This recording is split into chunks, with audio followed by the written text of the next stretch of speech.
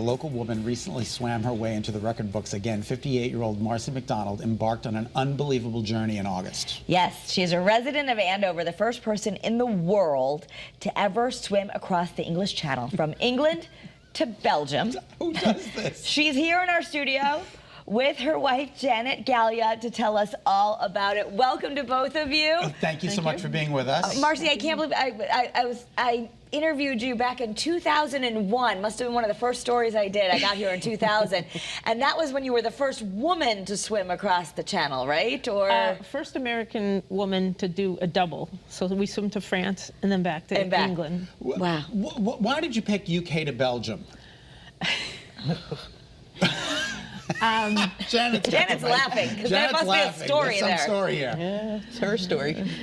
In 2000, and this was like my third try at a double, so I didn't make it, and we decided we were going to go take a trip to Belgium for a vacation with a few friends, my crew and everybody. And we were, there's a high-speed ferry that goes up to Belgium. Okay. So I don't know, maybe an hour, you know.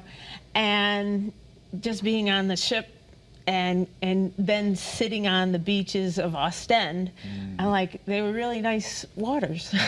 And you said, I gotta get in there. Has anybody swim here? And then I just started, it just kind of planted a seed in my brain. And I eventually, about 10 years later, started talking to my pilot that I normally use. And it just kind of went one thing at a time. Is that Mike? That's Mike. Mike Orm. Mike Orm. Yeah. He's an incredible guide. He's got to be. He's been around a long time, and he's seen a lot of swimming, and he knows the waters, and that's why I grabbed him. Speaking of knowing the water, you were in how long did it take for the whole duration of the swim? 38 hours and 20 minutes. And you were in one spot for 5 hours. Yeah, we were in an area for about... Tell us, how does that happen? You mean you were just swimming and not going anywhere? Not going anywhere. Yep. How does that happen? What the tides kept pushing you back, or what happened? Well, there was an area that we swim across and we get into, we were technically in the North Sea. So it's the top of the English Channel, and then we go into the North Sea, because that's where Belgium is technically, is in the North Sea. So we get over to the French coast, and then we want to turn and go up along the coast till we hit the Belgium line. There was one area that I think we kind of hung out for a couple hours before we turned, and then once the tide changes, it literally pushes us very, very fast. But it's only for, what, 6 hours? Yeah, and then it starts coming the other way. So now we're stuck. I just think that determination is crazy. Like you have a day job, so you swim in the morning. I have a day job. You work at a podiatrist's place. So I am the podiatrist. You are the podiatrist. Okay, you're the podiatrist. Okay, so let's just say she's a doctor. She helps people all day long. You get up early to swim and on weekends. So there has to be something. Like, what drives you to do this? You could sleep in. You're right, but I am a happier person when I exercise too. So I'll have to say, when we were during the pandemic and I couldn't get in the water, I got in the water as soon as I could, which was outdoors in April.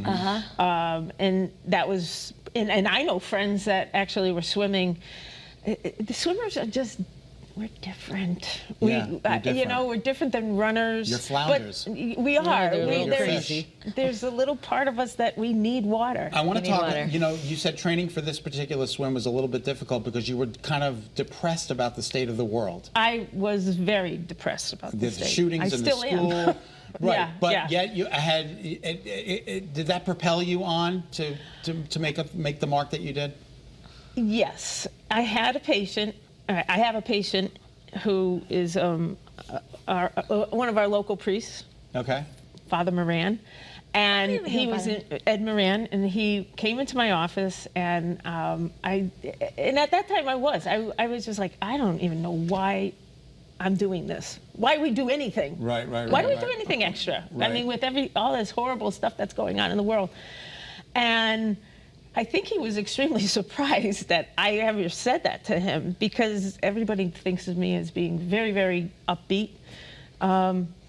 And he says, "You bring hope to people." Exactly. Which I never really realized. No, it. absolutely, you do. You bring hope to people. It which was is nice to remarkable. hear. We only have about 30 seconds left. What are you thinking when you're in the water for 38 hours? Yeah. What's going through your mind? What do you do to keep your What do mind you do busy? to keep your mind? I mean, I did a lot of praying. I write letters to people. I won't even get into it because it's a whole different thing. But yeah, my mind is going. But I actually did have some hallucinations on this one. oh, wow. Well, Yes. we're going to read the book as soon as it's out.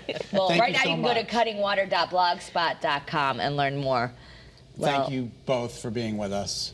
Thank you for putting up with her. Oh, geez. Exactly. long We need, I we love it, need, we Janet. need more Been a long time to hear journey. your I know, stories, I know. Janet. Have a great day, everyone.